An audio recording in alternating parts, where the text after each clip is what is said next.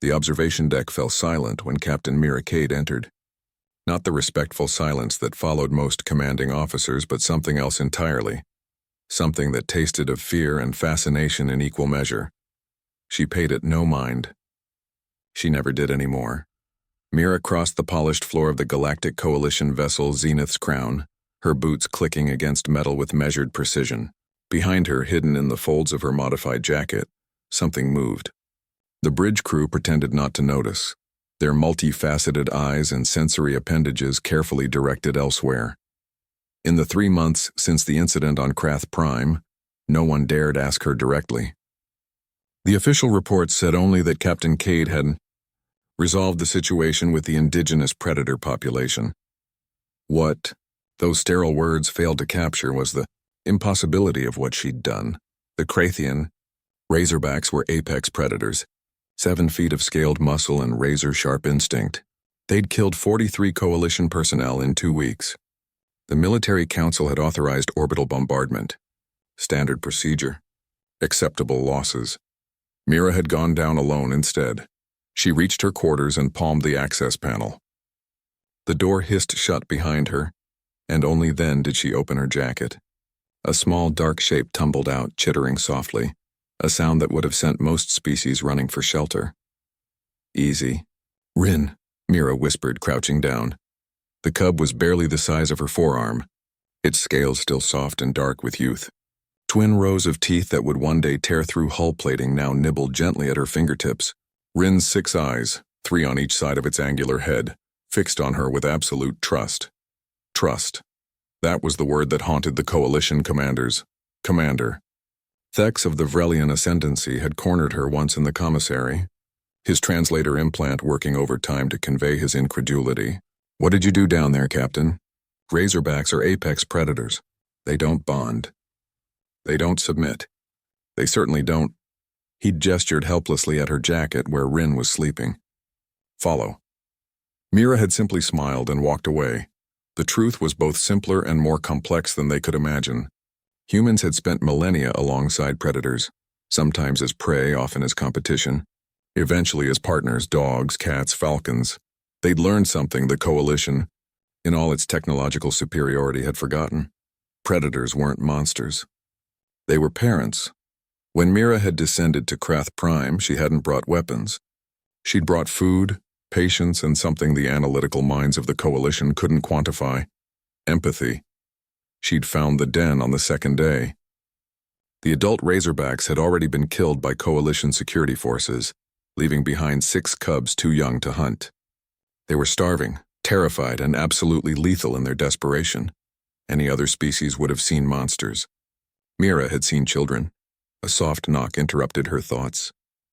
She tensed, and Rin immediately scurried under the bed, a hiding behavior the cub had learned from watching her. Captain Cade? The voice belonged to Dr. Salin, the ship's xenobiologist. May I speak with you?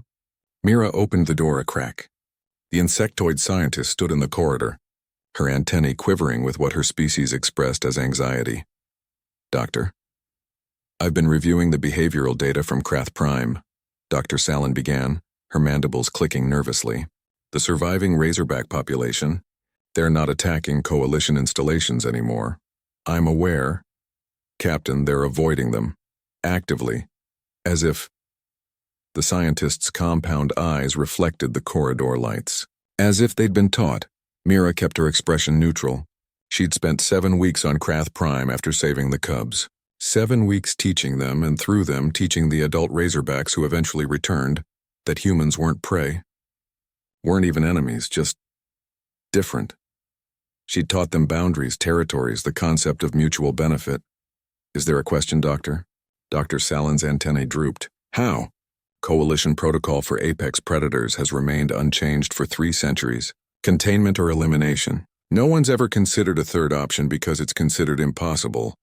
That's the problem with your protocols, Mira said quietly. You see everything through the lens of threat assessment.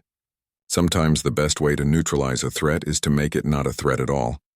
From under the bed, Rin chirped, a sound of contentment that made Dr. Salin take an involuntary step backward. You have one of them, the doctor whispered. In your quarters, I have Rin, the smallest cub, The one who wouldn't have survived even if the adults had returned. Mira's voice carried an edge of steel. The one your protocols would have vaporized from orbit. Dr. Salin stood frozen for a long moment. Then slowly her antennae rose, a gesture of understanding among her kind. The Coalition will want to study this.